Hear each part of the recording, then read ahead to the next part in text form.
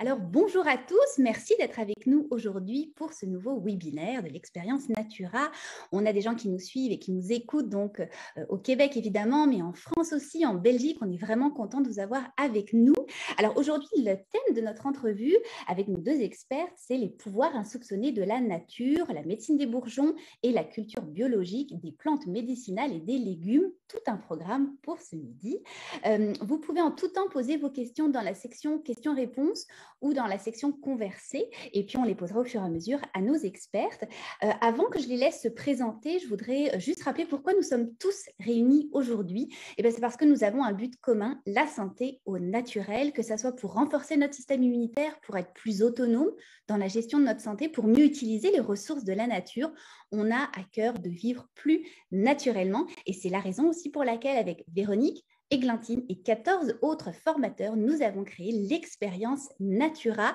Alors très rapidement, c'est un coffret de 19 formations en ligne qui sera en vente la semaine prochaine, le 7 octobre. Donc marquez cette date à votre agenda. C'est 19 formations qui sont préenregistrées, que vous pouvez écouter pendant un an.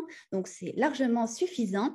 Ça sera au prix de 187 $ ou 127 € pour nos amis européens. Et alors ça vaut vraiment la peine parce que même si vous achetez une ou deux formations à l'individuel, ça sera toujours moins cher d'acheter le forfait, d'en avoir 19 à votre table. Alors, je vais demander tout de suite à Véronique, je vais commencer par toi, Véronique Tanguay. Donc, oui. Tu es naturopathe, herboriste thérapeute accréditée, aromathérapeute et cofondatrice de l'Académie Jardin de Vie. Alors, Véronique, comment tu es arrivée dans l'univers de la santé au naturel?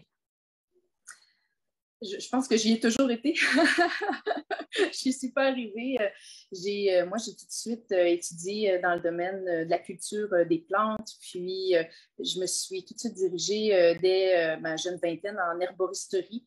Donc, j'ai fait une technique en production horticole de l'environnement. Ensuite, des cours en herboristerie. J'ai démarré un grand jardin de plantes médicinales. Puis j'ai rencontré, si vous connaissez un grand maître aromathérapeute, Michael Zayat, à Bromont, qui est venu visiter mon jardin, que j'ai nommé le Jardin de Vie. Et ça fait 20 ans cette année que j'ai rencontré Michael et qu'ensemble, on a cheminé dans le domaine de l'aromathérapie. Donc, Michael m'a formée. Puis nous avons créé ensemble l'Académie Jardin de Vie où nous offrons des journées d'enseignement en personne à Bromont ou à Granby, puis maintenant davantage sur le web aussi. Puis au cours des années, bien, j'ai étudié en naturopathie, j'ai étudié en accompagnement à la naissance, puis j'ai développé plusieurs formations. Donc, j'ai écrit un cours d'aromathérapie qui est disponible chez l'Herbothèque. Donc, c'est un cours par correspondance. Donc, pour certaines personnes, c'est moins pratique d'être en personne ou de se déplacer pour faire des journées thématiques en personne. Donc, le fait de faire un certificat à distance à leur rythme, c'est très intéressant. Puis, j'enseigne pour d'autres écoles également, l'École d'enseignement supérieur de naturopathie du Québec, l'Institut de gestion de santé naturelle dans la région ici à Granby. Donc, voilà, donc j'ai toujours été dans ce domaine passionnant des plantes médicinales, des huiles essentielles et de tout ce qui est mode de vie sain, hygiène de vie aussi. Super. Effectivement, tu as raison, de plus en plus de gens se tournent vers les formations en ligne. C'est un côté extrêmement pratique. On suit à notre rythme, donc bravo d'avoir fait ce virage-là. Je me tourne vers toi maintenant, Églantine Vignon. Donc, tu es herboriste, propriétaire de l'école e-Jardin. Alors, même question qu'à Véronique, comment tu es arrivée dans la santé au naturel et quel est l'univers de e-Jardin? Écoute, c'est drôle parce que j'ai écouté Véronique, puis nos parcours se ressemblent. Donc, pareil, j'ai toujours baigné plus ou moins dans les plantes. Tu sais, je me suis dirigée très, très tôt vers l'agronomie, l'environnement quand j'avais déjà 15-16 ans. Là. Donc, j'ai étudié en horticulture, en agriculture pour commencer. Puis, en arrivant au Québec, parce que je suis originaire de France, donc en arrivant au Québec, je suis tombée sur l'herboristerie. Et ça m'a beaucoup parlé parce que je cherchais une façon d'utiliser les plantes, en fait, de pas juste parce que j'ai étudié surtout en ornemental. Bon, en agriculture, c'est au niveau alimentaire, mais donc j'ai tout de suite beaucoup cliqué avec l'aspect médicinal des plantes. Et donc, j'ai suivi ma formation à Montréal et après ça, ça a déboulé. J'ai parti ma première entreprise au Jardin d'Églantine en 2010, ouais, à peu près 2010. Et donc, au départ, c'était des produits, c'était de la culture. J'ai développé beaucoup de jardins, en fait, parce que j'ai beaucoup déménagé. Donc, j'ai déménagé les jardins à chaque fois. Donc, ça m'a permis d'avoir vraiment une belle expérience au niveau de la culture. Là. J'ai vraiment essayé beaucoup de choses. J'ai enseigné pendant longtemps pour moi, avec des petits ateliers pour tout le monde, là, des petits ateliers de fabrication, des petits ateliers de comment faire son jardin, tout ça. Et l'année dernière, on a parti, donc moi puis mon conjoint, Patrick, qui m'a rejoint dans l'entreprise. On a changé de nom, donc maintenant, l'entreprise s'appelle iJardin. Et on a parti l'école en ligne. Donc là, maintenant, on offre des formations en ligne, des petites formations d'herboristerie pratico-pratiques. Donc, on en a quelques-unes, mais c'est vraiment surtout pour apprendre à cultiver, à cueillir, à transformer aussi les plantes. Puis, on a un petit peu plus grosse formation qui s'appelle donc herboriste entrepreneur, qui est vraiment pour les personnes qui désirent se partir un projet en herboristerie, mais sans nécessairement devenir herboriste thérapeute, puis faire des études, parce que c'est des plus grosses études, hein, c'est des études de 3-4 ans. Donc, ça, c'est des plus petites formations, un peu formation professionnelle, dans le fond. Donc, voilà. Donc, là, on offre ça. J'enseigne aussi pour l'école Les âmes fleurs. C'est pas mal ça. Donc, voilà, je suis dans... Puis, on a effectivement aussi l'entreprise, c'est une école, mais on offre une bonne quantité de plantes médicinales séchées aussi. Donc, on travaille à beaucoup de techniques de culture, de récolte, de séchage. On est en constante innovation dans ce domaine-là. Donc, on essaye d'en faire profiter dans les cours aussi.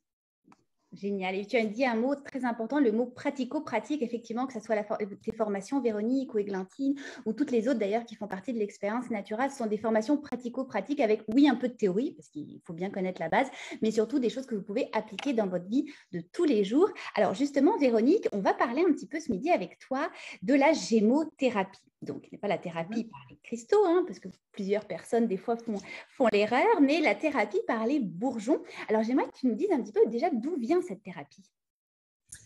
Eh bien, quand on regarde dans la littérature, les bourgeons ont toujours été utilisés par les humains. C'est sûr que quand on se réfère au mot gémothérapie, où est-ce qu'il est apparu, où est-ce qu'il y a eu des études, quand est-ce que ça a été fait, les macérations telles qu'on les fait aujourd'hui, on est plutôt dans les années 1960. Mais il y a longtemps, même les Amérindiens utilisaient les bourgeons d'épinette, de sapin.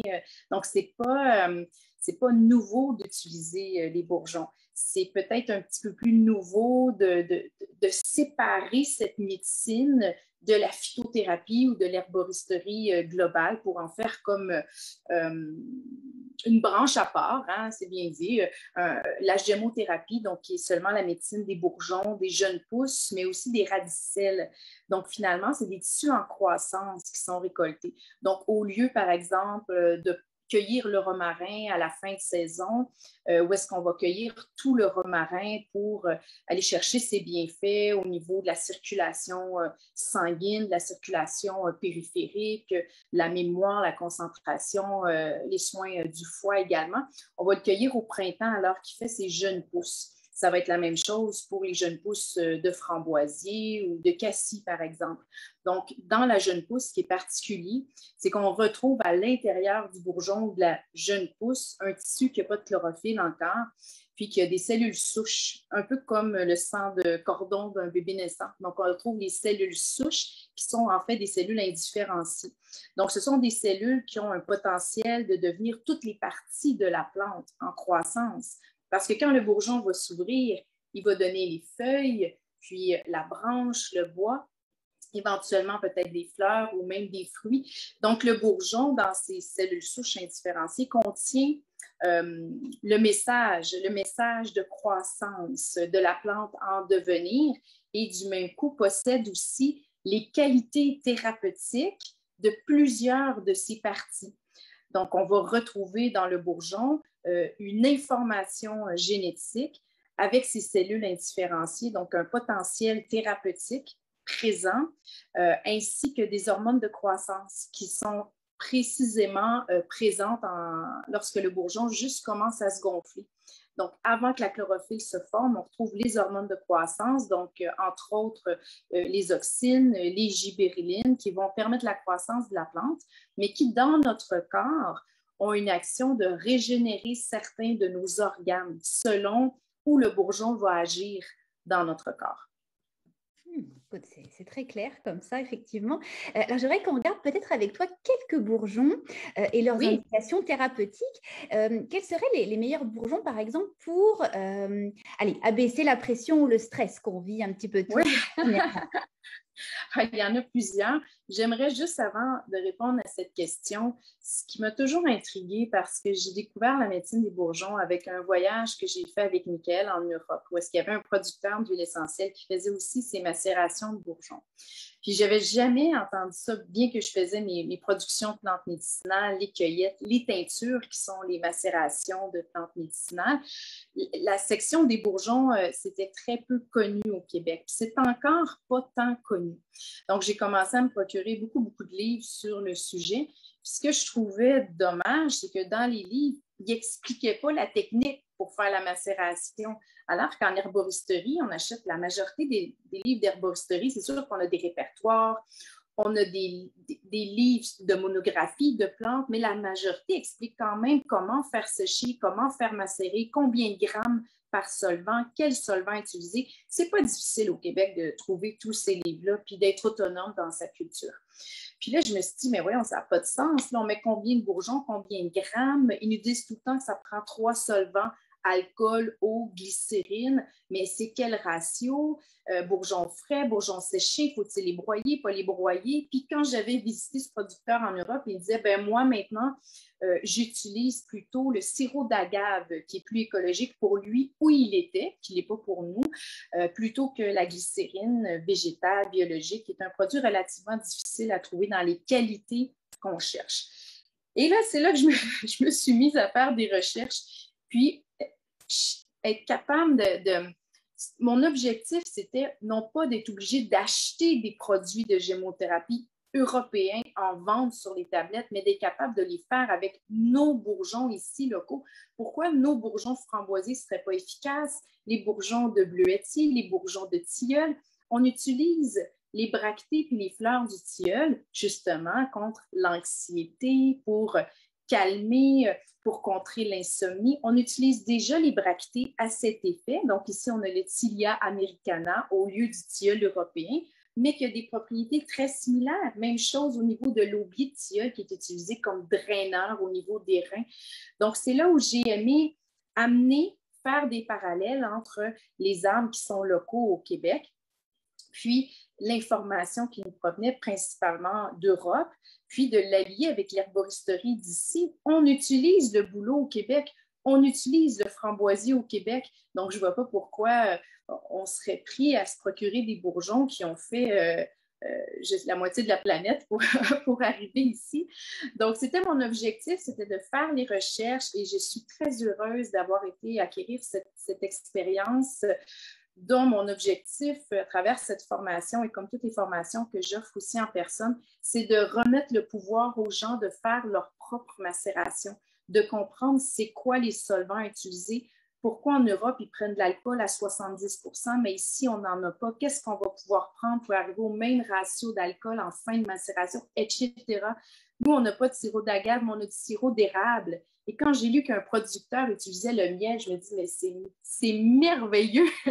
On peut faire avec nos produits d'ici, puis justement découvrir des bourgeons qui sont adaptés pour nous. Donc, pour bien répondre à ta question, donc, Aurore, au niveau du stress, il y en a vraiment beaucoup, mais c'est sûr qu'un des plus connus et reconnus, et même dans la phytothérapie québécoise, c'est l'aubépine.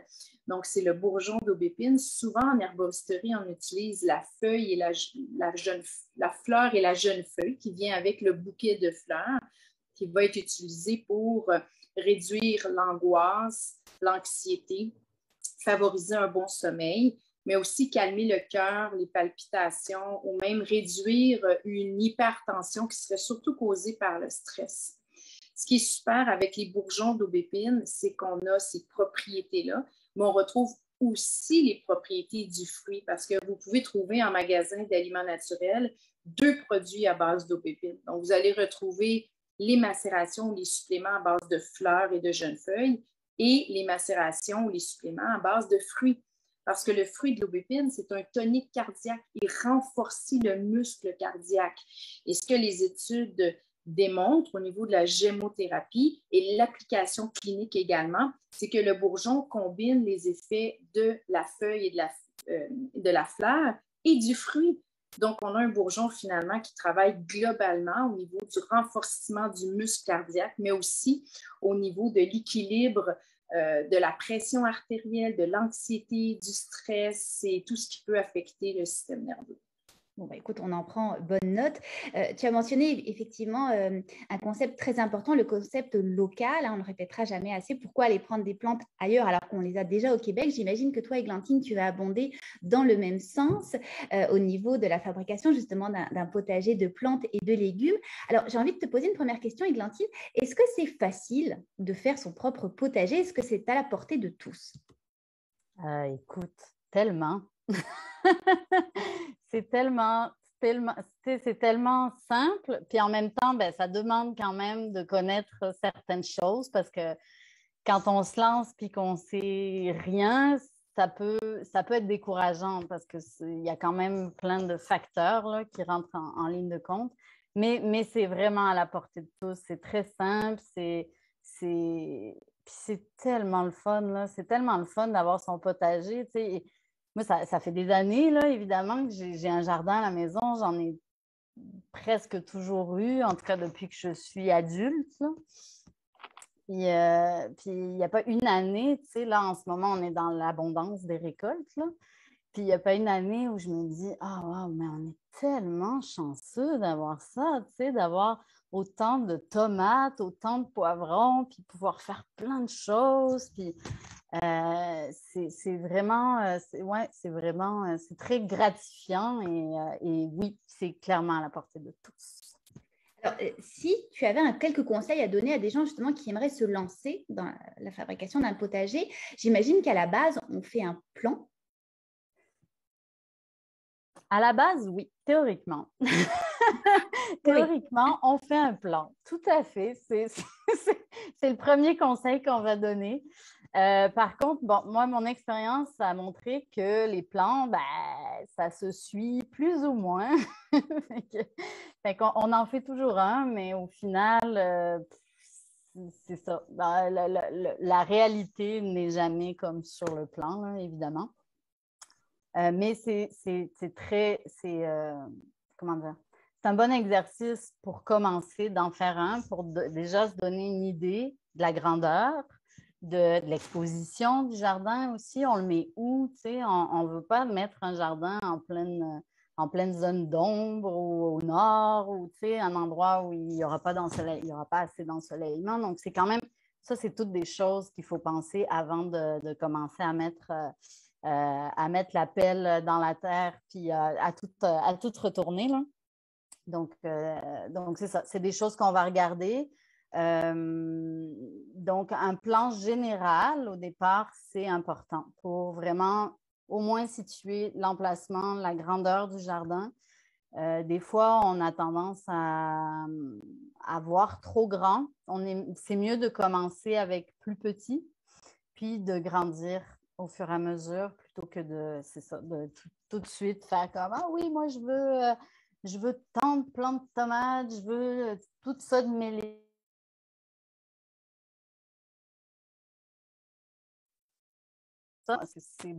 C'est quand même beaucoup de travail, là. C'est du travail d'avoir un jardin. Puis c'est drôle, tantôt tu demandais est-ce que c'est à la portée de tous?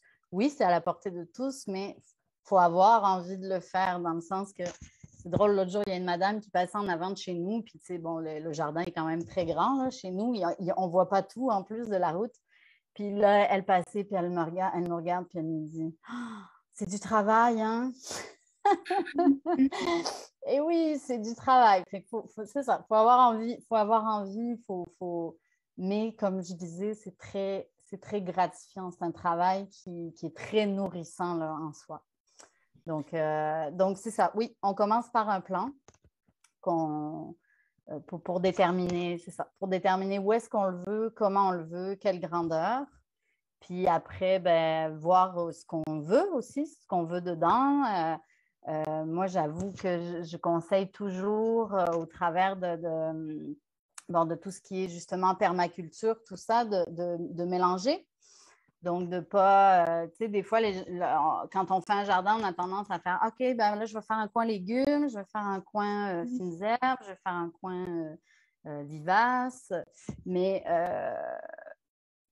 l'expérience, en tout cas, moi, m'a montré que c'est très important de faire un mélange de tout ça parce que les vivaces, donc les médicinales, vont avoir tendance à repousser les insectes nuisibles et attirer les insectes pollinisateurs, ce qui est très bon pour les légumes. Les fines herbes, la même chose. Les herbes aromatiques, il y a beaucoup d'abeilles, de bourdons qui viennent, donc c'est très bénéfique pour les fruits et les légumes. Et c'est très beau aussi. Bon, après, c'est un peu plus de gestion dans le sens, tu sais, quand on veut faire beaucoup de récoltes, c'est un peu plus de gestion d'avoir tout mélangé, mais au final, c'est vraiment payant. Tu vois, cette année, j'en ai fait les frais parce qu'on voulait agrandir la partie culture de plantes médicinales. Et que j'ai comme tassé un peu ça dans le sens que j'ai rassemblé les vivaces ensemble, j'ai essayé de mettre les légumes ensemble pour qu'on puisse, parce que c'est plus simple quand on veut faire des grosses récoltes, c'est vraiment plus facile d'avoir tout au même endroit, là. Mais ça s'est ressenti, j'ai jamais eu autant de bébites dans mon jardin que cette année. Donc c'est ça, c'est vraiment une bonne chose de tout bien mélanger en prenant compte évidemment aussi des compagnonnages de ce qui va bien ensemble. Parce qu'il y a des plantes qui se nuisent quand elles sont proches l'une de l'autre. Fait qu'il faut regarder ça aussi. D'accord. Alors, on a justement une question en anonyme d'une participante qui nous dit, mais moi, j'habite en appartement. Est-ce que je peux quand même faire un potager? Oui. En appartement, c'est sûr que ça dépend. Si on a un balcon, ben, c'est plus facile parce qu'on peut mettre des pots. Donc, on peut cultiver en pot, en conteneur. Maintenant, c'est super, en plus, facile à trouver. Ils se vendent toutes sortes de récipients, des sacs en tissu, de toutes sortes de grandeurs et tout ça. Vous pouvez fabriquer vos propres bacs aussi en bois. Donc, c'est très facile de cultiver sur un balcon. En appartement, ça dépend toujours de la place qu'on a. C'est tout à fait possible de se faire des bacs à l'intérieur. Donc, c'est sûr que c'est plus de travail dans le sens qu'il faut vraiment s'assurer que l'eau passe bien, mais que vous n'arrosez pas vos planchers. C'est ça. Il y a il y a pas mal plus de facteurs à prendre en ligne de compte. Il y a la luminosité aussi qu'il ne faut pas oublier, tout ça. Donc, c'est un petit peu plus difficile cultiver à l'intérieur, mais c'est faisable. C'est tout à fait faisable. Puis, il y a quelqu'un qui dit aussi, il existe des jardins communautaires. C'est un très bon commentaire. Effectivement, quand on est en ville, c'est une très bonne alternative, les jardins communautaires. Ça donne un bel petit espace de culture. Moi, j'ai commencé comme ça à Montréal avec un petit jardin au jardin communautaire. Puis, ça permet d'avoir plus d'espace. Exact. Alors, je me tourne vers toi maintenant, Véronique. J'aimerais aussi que tu nous donnes quelques petits conseils pour faire correctement la cueillette des bourgeons. Est-ce qu'on fait ça le matin, en fin de journée, après la rosée, une journée très ensoleillée, une journée très sombre? Donne-nous peut-être quelques conseils. Oui. En fait, la cueillette des bourgeons, ça passe vite, hein, les bourgeons, surtout au Québec, on passe souvent avec un printemps comme ça, là, donc on, on passe comme des manteaux d'hiver qui sont encore accrochés dans l'entrée aux gougounes. Donc, en une semaine, tout d'un coup, on passe de pas de bourgeons à plein de feuilles. Donc, c'est comme... Puis souvent, il pleut, on dirait, cette semaine-là, en plus. Puis on a l'impression de voir apparaître les feuilles comme ça très rapidement. Donc, c'est une période où c'est pas qu'il faut prendre congé, mais en tout cas, il faut être pas mal disponible. Mais ça reste que malgré tout, on a à peu près un mois au Québec, du moins, de cueillette de bourgeons, généralement plus ou moins de la mi-avril à la mi-mai, où on va avoir le premier bourgeon disponible qui est généralement le lilas. Donc, si vous avez remarqué, le lilas, c'est un des premiers qui gonfle, qu'on va utiliser comme également cardiotonique, mais aussi comme draineur de nos émonctoires, dont le foie et les reins. Mais ensuite, on va avoir les bois mous comme les jeunes pousses de framboisier, de cassis. Si vous avez remarqué aussi les rosiers, c'est très, très, très rapide. C'est pas tout à fait un bourgeon, hein? C'est pas comme un bouleau où est-ce qu'on voit un bourgeon qui se gonfle tranquillement. Il n'y a rien, puis en quelques jours, pouf, il y a une petite pousse avec les premières feuilles de framboisier qui apparaissent. Donc, c'est là où on fait la distinction entre les jeunes pousses et les bourgeons. Donc, et ensuite, ainsi de suite, on va avoir des arbres comme le bouleau, l'érable, puis on va terminer avec du bois dur comme le chêne ou même le vinaigrier. Et les conifères, qui sont souvent les derniers à sortir leurs jeunes pousses d'aiguilles qui sont dans un petit sac de papier. Donc, on attend vraiment qu'ils percent le petit sac puis qu'on ait les aiguilles disponibles pour pouvoir les cueillir. Donc, au niveau de la journée, étant donné que nos bourgeons sont propres, on ne les lave pas, idéalement, on va cueillir une journée ensoleillée, mais ce n'est pas si grave parce que de toute façon, on s'en va les mettre dans un solvant qui contient de l'eau. Donc, si la seule journée qu'on a disponible dans la semaine, mais aussi que c'est la journée où les bourgeons sont parfaits, on va prendre cette journée-là, même s'il pleut. Ce n'est pas si grave que ça. L'important, c'est plutôt d'avoir le bourgeon à une croissance optimale. Donc, c'est-à-dire, je vais avoir une jeune pousse qui commence juste à sortir sa première feuille ou je vais avoir un bourgeon qui a commencé à gonfler, mais sans s'ouvrir. Donc, étant donné que sur un même végétal, je peux avoir des bourgeons à différents niveaux de croissance, des fois, je dois repasser après 2 ou 3 jours parce que c'est pas possible de cueillir tous les bourgeons d'un végétal parce que quand j'enlève un bourgeon, j'enlève les feuilles, mais aussi la pousse de croissance de l'année, éventuellement les fleurs et peut-être même les fruits. Ça crée un stress pour le végétal. Donc, la cueillette se doit d'être très, très, très raisonnable et c'est un bourgeon par-ci, par-là, pour ne pas créer trop de stress à l'arbre ou à l'arbuste, parce que si on enlève trop de bourgeons, l'arbre, il va être obligé d'aller puiser dans sa réserve d'énergie pour sortir des bourgeons qu'on appelle secondaires, qu'on ne voyait pas au départ. Et ça lui coûte d'énergie. Et probablement, cette année-là, il ne fleurira pas ou il ne fera pas de fruits. Et ça pourrait même mettre sa vie en péril si l'hiver suivant est trop difficile. Donc, une cueillette se doit d'être juste. C'est vraiment une relation, un don. Donc, nous, on est présent avec le végétal, on honore ce qu'il nous offre et en même temps, on fait une cueillette qui est tout à fait logique et respectueuse de l'arbre. Donc, on va y aller en faisant le tour. Mais le défi, là, une fois qu'on a trouvé l'arbre, c'est que les bourgeons soient accessibles. Parce que des fois, je peux bien trouver un tilleul ou un érable, mais que la première branche est trop haute. Donc, puis je peux pas, la seule branche que j'ai accès, je peux pas prendre tous les bourgeons dessus. Donc, souvent, le défi, c'est pas juste de trouver le bon végétal avec les propriétés recherchées, mais en plus, c'est d'être capable d'avoir accès aux bourgeons.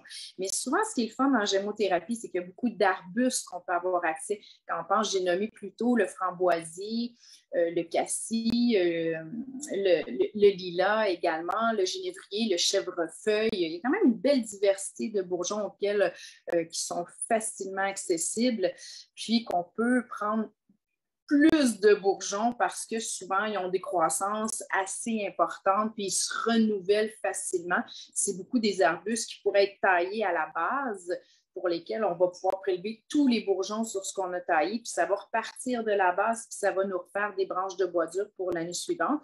Mais évidemment, on ne s'attend pas à ce moment-là à avoir ni de fleurs, ni de fruits. Donc, ce n'est pas une question, température, ce n'est pas si grave que ça. Au printemps, on fait avec ce qu'on peut, tout simplement. Par contre, c'est plus une question de logistique, de cueillette, de la grosseur du végétal qu'on trouve, de l'arbre, de l'arbuste et du respect de la quantité de bourgeons qu'on va prendre. Puis, vous allez peut-être être curieux puis voir en magasin d'aliments naturels qu'est-ce qui s'offre sur le marché, quelles sont les compagnies, quelles sont les variétés offertes. Puis, vous allez voir que ça a quand même son prix. Hein? Les macérations de bourgeons, c'est pas donné, c'est plus cher que les teintures.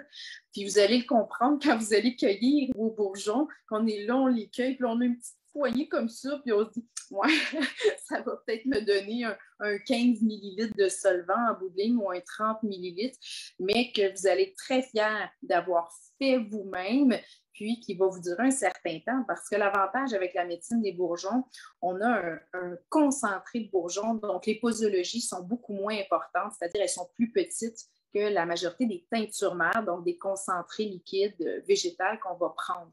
Donc, entre un concentré de racines d'échinacées, par exemple, souvent, le déposologie standard, on est autour d'1 millilitre, 25 gouttes, qu'on va ajuster selon la problématique. Donc, la fréquence, la durée du traitement va être ajustée selon la personne et la problématique. Évidemment, au niveau de l'âge, on a un ajustement aussi.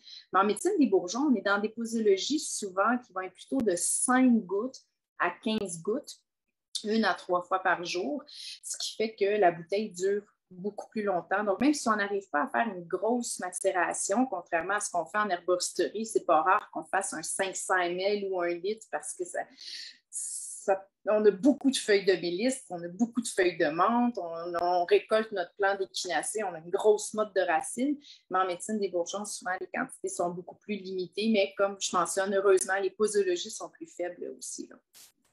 C'est intéressant que tu parles de gratitude. Hein. Vous avez ça en commun toutes les deux, à faire nos extractions de bourgeons, à faire notre potager. On en ressort évidemment une gratitude et une communion avec la nature. Je me retourne vers toi, Églantine. Est-ce que tu peux nous parler un petit peu de l'importance du travail du sol quand on fait un potager? Oui, alors l'importance, en fait, tout part de là. C'est très important en fait quand on commence un jardin de s'assurer d'avoir un sol adéquat. T'sais, on peut arriver, dépendamment où est-ce que vous êtes, quoi, vous pouvez arriver sur une terre qui a été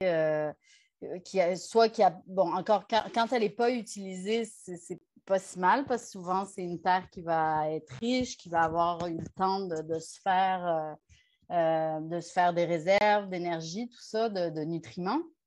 Mais quand on arrive sur des lieux, des fois, où les gens soit ont contaminé ou un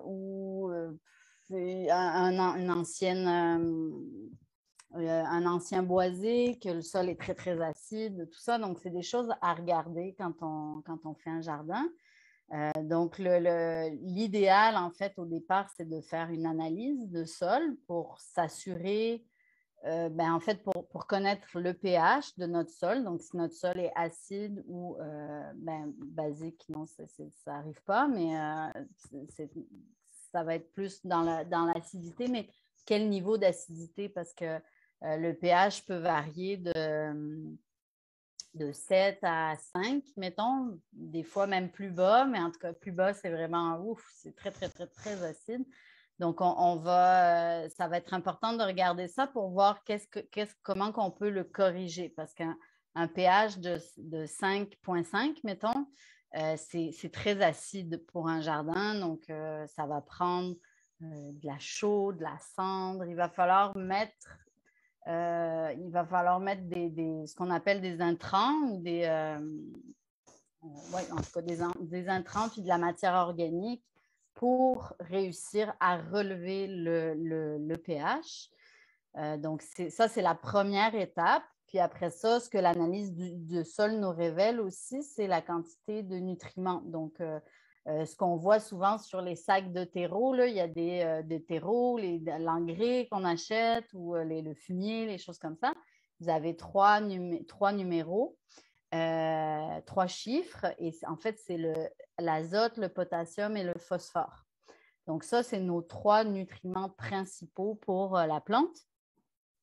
Donc, ça nous donne, l'analyse du sol nous révèle ça, quelle quantité d'azote on a, quelle quantité de phosphore, quelle quantité de potassium. Il y a d'autres nutriments comme le calcium, le magnésium, que ça vient nous dire. Donc, ça, c'est des choses, ça ne s'invente pas, là. C'est vraiment, ça fait partie de la théorie, justement. Donc, on voit dans le cours de culture comment déchiffrer un peu l'analyse de sol. Puis, à la suite de ça, quand on sait exactement quel type de sol on a, ben, on peut faire les corrections nécessaires. Donc, soit par l'ajout de fumier, par l'ajout de compost. Bon, là, je parlais de la chaux ou de la cendre pour corriger le pH. Donc, c'est les principaux intrants qu'on va mettre. Puis après, ben, ça nous dit, est-ce qu'il y a beaucoup de matière organique? Est-ce qu'il y a beaucoup de matière en décomposition, de vers de terre? Est-ce que la terre est vivante ou c'est une terre vraiment pauvre et qu'il va falloir enrichir beaucoup? Donc, ça, c'est vraiment avec l'analyse de sol qu'on réussit à le savoir.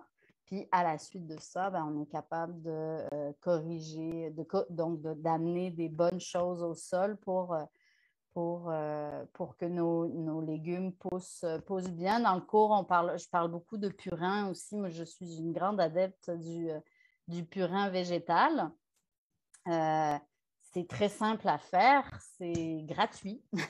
Donc, ça évite des gros coûts parce que ça coûte cher quand même d'acheter du compost, d'acheter du fumier. Bon, dépendamment, des fois, on a des fermiers pas loin qui en ont, qui en donnent et tout. Mais bon, sinon, s'il faut l'acheter, c'est pas donné. D'investir dans de la bonne terre aussi, c'est pas donné. Moi, j'ai pas eu le choix ici, dans les nouveaux jardins où on est. On a investi beaucoup dans de la terre parce que le sol était vraiment pas adéquat du tout. Donc, mais même si on investit dans de la terre, quand on l'achète, il n'y a pas de matière organique, il n'y a pas de vers de terre, il n'y a pas, elle n'est pas morte, mais elle n'est pas très, très nutritive non plus. Donc, c'est important de rajouter des choses. Et le purin de plantes, donc on peut faire avec les plantes médicinales qui nous entourent. On parle beaucoup d'ortie, de consoude, de la prêle aussi qu'on peut utiliser, la fougère. Il y a beaucoup, beaucoup de plantes donc, qui poussent à l'état sauvage qu'on peut utiliser pour faire les purins. Et ça amène beaucoup, beaucoup de nutriments au sol. J'ai fait beaucoup, beaucoup de tests en jardin, puis ça a vraiment un gros impact sur la production, sur le développement des racines, le développement des feuilles et des fruits et légumes aussi, là. Des fleurs aussi. J'ai fait des tests, mettons, pour la calendule, avec purin, sans purin, puis c'est visible, mais incroyablement visible, dans le sens que il y a beaucoup plus de fleurs quand on met du purin que quand on n'en met pas. Donc, il y a beaucoup moins d'insectes nuisibles aussi avec les purins parce qu'ils agissent un peu comme insectifuges, insecticides. Il y a certains purins qui peuvent agir aussi au niveau des champignons, donc fongicides.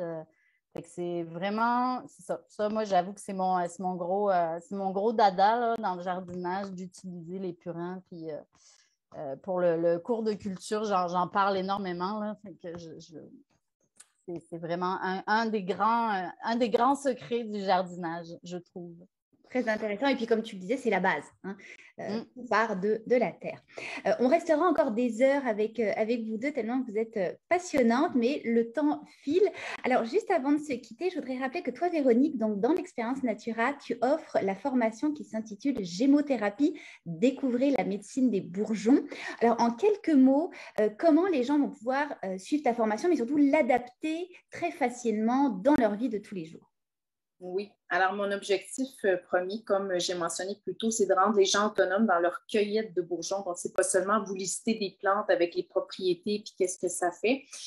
La moitié du cours est mise sur l'emphase de la cueillette, de la transformation et de la macération de ces bourgeons. Donc, de bien comprendre combien de bourgeons on met, quels solvants on utilise, quelles sont les qualités de chacun des solvants, comment vous pouvez les substituer si vous n'avez pas la glycérine, par exemple, le miel, etc.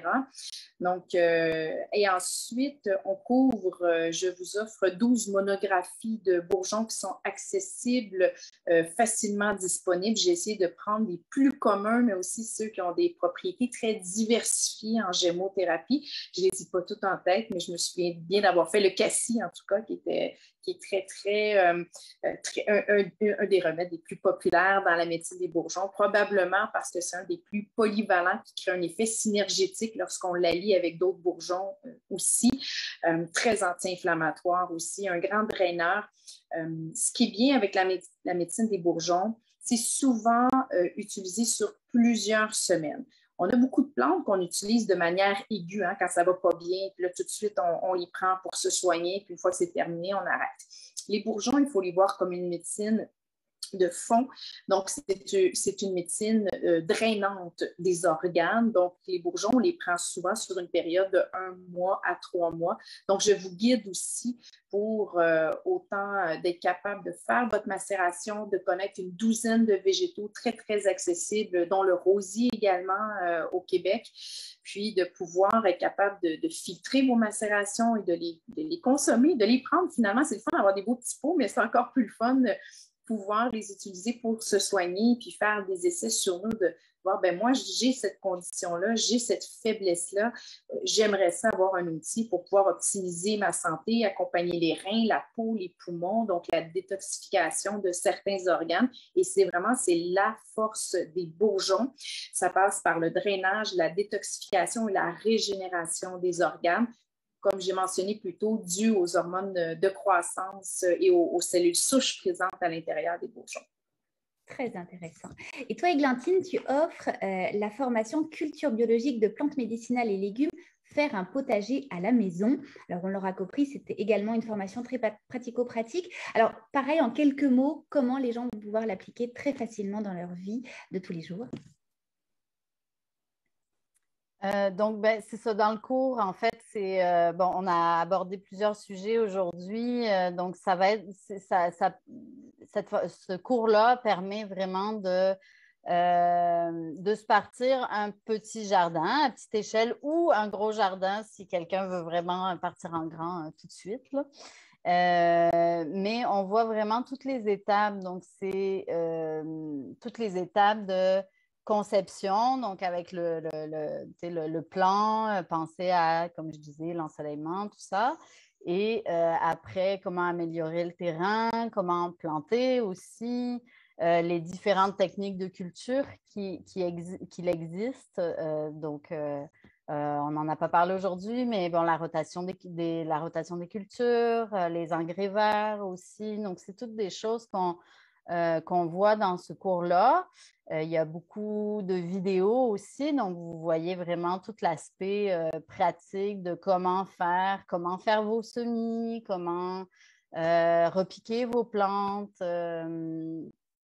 comment faire des boutures, tu sais, vraiment arriver à multiplier aussi les plantes de votre jardin, parce que quand on commence à avoir un jardin, au début, on commence avec des semis, mais après ça, les plantes, elles nous offrent beaucoup quand même, hein, donc c'est ça, d'apprendre toutes ces techniques-là.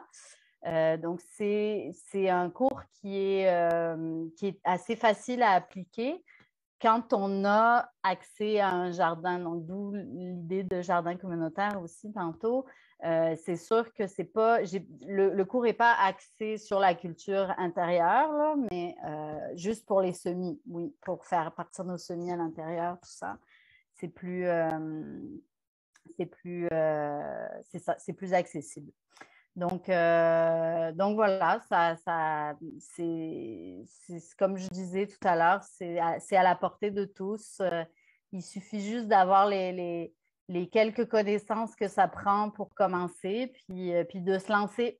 Le jardinage, c'est beaucoup d'essais-erreurs, même si on a la base et ça va arriver. J'ai plein de gens qui m'écrivent « Ah, j'ai fait mes semis, je ne sais pas ce qui se passe, ils sont tous longs, ils sont pas beaux, je ne comprends pas, qu'est-ce qui se passe? » Ils ont beau l'avoir lu dans le cours, puis tout ça, c'est vraiment, c'est en le faisant qu'on apprend. C'est vraiment en le faisant qu'on apprend. Là. Donc, la pratique est très, très importante.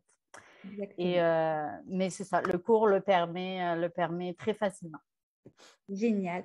Alors, on voit aussi que vous êtes très complémentaires dans vos cours et c'est ce qui fait la beauté de l'expérience Natura, c'est que toutes les formations sont axées sur la santé au naturel, très pratico-pratiques et très complémentaires les unes avec les autres. Merci infiniment, Véronique et Églantine, d'avoir été parmi nous aujourd'hui. Merci à tous les participants qui nous ont suivis dans la francophonie. Alors, on peut suivre évidemment l'actualité de l'Académie de Jardin de Vie et de e-Jardin sur vos sites internet, dans vos médias sociaux. Je vous encourage à aller visiter leur site et leurs médias sociaux. Vous pouvez retrouver aussi toute l'information de l'expérience Natura sur expériencanatura.ca. Je vous rappelle que ça sera en vente dès la semaine prochaine, le 7 octobre, donc 19 formations en ligne. Vous avez 1 an pour les suivre. Ça vaut vraiment la peine. Faites-vous ce beau cadeau. Alors, merci à tous et à très bientôt pour un prochain webinaire. Merci beaucoup. Merci d'avoir été là. Merci.